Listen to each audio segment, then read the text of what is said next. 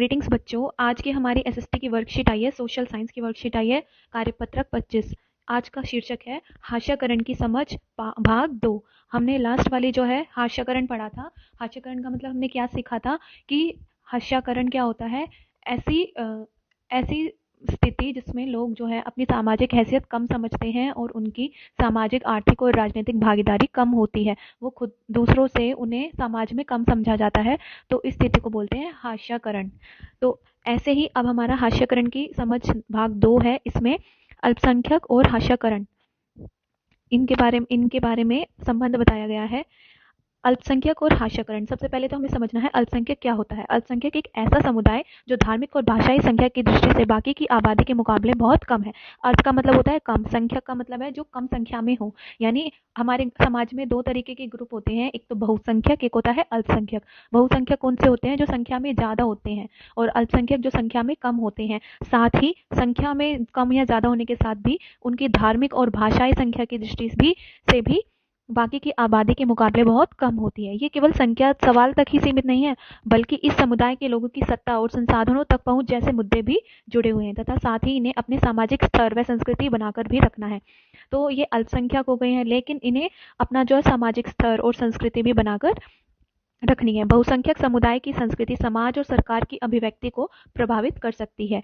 ऐसी सूरत में जो छोटे आकार वाले समुदाय होते हैं, जो अल्पसंख्यक है, इनके लिए हो सकता है कि हाशिए पर खिसकते चले जाएं, कि मतलब ये भी अपनी सामाजिक हैसियत कम समझने चल जाएं। तो इसीलिए अल्पसंख्यक समुदाय को बहुसंख्यक समुदायों के सांस्कृतिक वर्चस्व की आशंका से बचाने के लिए सुरक्षात्मक प्रावधानों की जरूरत पड़ती है। तो संविधान में इन सुरक्षाओं की व्यवस्था इसलिए की गई है क्योंकि हमारा संविधान जो है भारत की सांस्कृतिक विविधता की सुरक्षा तथा समानता व न्याय की स्थापना के लिए प्रतिबद्ध है।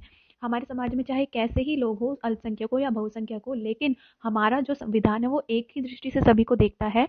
तो उनका अगर सांस्कृतिक वर्चस्व बहुसंख्यक का जो है अल्पसंख्यक की आशंका से बचाने के लिए सुरक्षात्मक प्रावधान हमारे संविधान में इनके लिए दिए गए हैं। तो कानूनों को कायम रखने और मौलिक अधिकारों को साकार करने में अगर इनके अधिकारों का हनन होता है तो हमारी न्यायपालिका अहम भूमिका निभाती है। अगर किसी भी नागरिक को ऐसा लगता है कि उनके मौलिक अधिकारों का हनन हो रहा है तो वो कहाँ जा सकते हैं? अदालत में। दूसरा है हमारा मुसलमान और हास्यकरण। मुसलमान और हास्यकरण, भारत की जनगणना 2011 के अनुसार मुसलमानों की संख्या को हाशियाई समुदाय माना गया है। माइनॉरिटी में आते ना, तो भारत में 2011 की जब जनगणना की थी तो उसे हाशियाई समुदाय माना गया था। विभिन्न स्रोतों से प्राप्त जानकारी के अनुसार मूलभूत सुविधाओं, साक्षरता में मतलब जो है पढ़ने में, एजुकेट होने में और सरकारी नौकरियों के हिसाब से इनकी स्थिति दूसरे समुदाय के मुकाबले कमजोर रही है।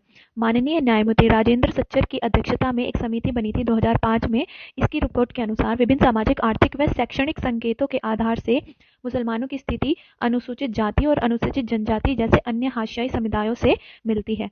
दूसरे अल्पसंख्यकों की तुलना में मुसलमानों के भी कई रीति रिवाज और व्यवधारा के मुकाबले काफी अलग है। सब नहीं, लेकिन कुछ मुसलमानों में बुर्खा, लंबी दाढ़ी और फेस टोपी का चलन दिखाई देता है। ये आप सभी को पता है।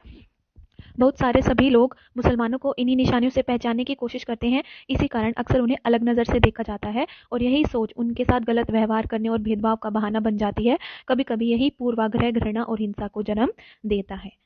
तो इस सब से पढ़ के हमारा निष्कर्ष क्या निकलता है इस वर्कशीट का, कि हास्यकरण का संबंध अभाव, पूर्वाग्रह और शक्तिहीनता के एहसास से जुड़ा हुआ है। कि हम पहले से ही सोच लेते हैं कि भाई हाँ, ये जो समाज है इसमें ऐसा होता है। ठीक है, हमारे देश में दलित भी इस तरह का एक समुदाय है। हास्यकरण से कमजोर सामाजिक हैसियत ही पैदा नहीं होती, बल्कि शिक्षा व अन्य संसाधनों तक पहुंच भी बराबर उन्हें नहीं मिल पाती।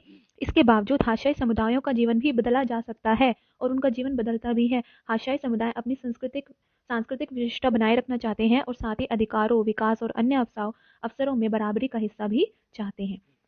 तो क्रियाकलाप दिया हुआ है इसमें, आपको ये आपके लिए छोड़ दिया गया है कि अपने अनुभव के आधार पर बताइए कि हाशियाई लोगों का जीवन कैसा होता है और इसका एक चित्र भी बनाइए।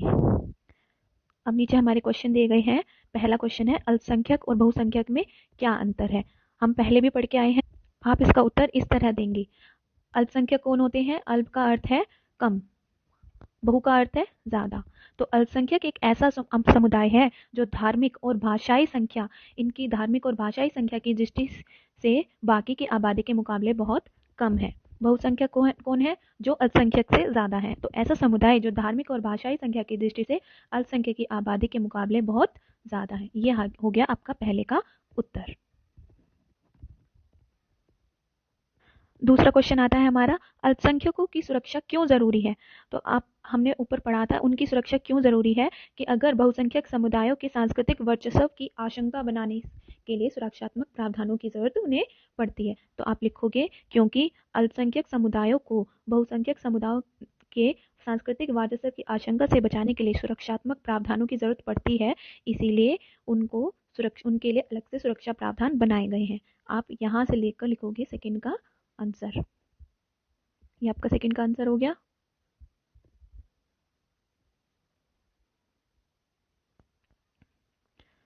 नेक्स्ट क्वेश्चन हमारा, किसी समुदाय के लोग हाशियाई समुदाय के लोग कैसे बन जाते हैं? तो ये अब आपको बताना है। तो आप यहाँ से देखकर लिखोगे, जब किसी देश में कोई समुदाय की मूलभूत सुविधाओं, साक्षरता और सरकारी नौकरियों के हिसाब की स्थिति दूसरे समुदाय के मुकाबले कमजोर रह जाती है, तो ऐसे समुदायों को हाशियाई समुदाय माना जाता है। इसका संबंध अभाव, पूर्वाग्रह और शक्तिहीनता के एहसास से जुड़ा हुआ है। ये आपका हो गया दूसरे का आंसर। लास्ट क्वेश्चन है हमारा, हाशियाई लोगों का विकास कैसे संभव हो सकता है? अब आप खुद सोचिए तो इसका उत्तर होगा, हाशियाई समुदाय की सांस्कृतिक विशिष्टता को समाज में महत्व दिया जाए, साथ ही उन्हें सामाजिक, आर्थिक, राजनीतिक अधिकारों व अन्य अवसरों में भी बराबरी का हिस्सा दिया जाने से उनका विकास संभव हो सकता है। यह आप तीसरे का उत्तर लिखोगे। अंत में हम पढ़ते हैं कोविड के संदर्भ में उचित व्यवहार संबंधी संदेश। नियमित रूप से अपने हाथों को साबुन और पानी से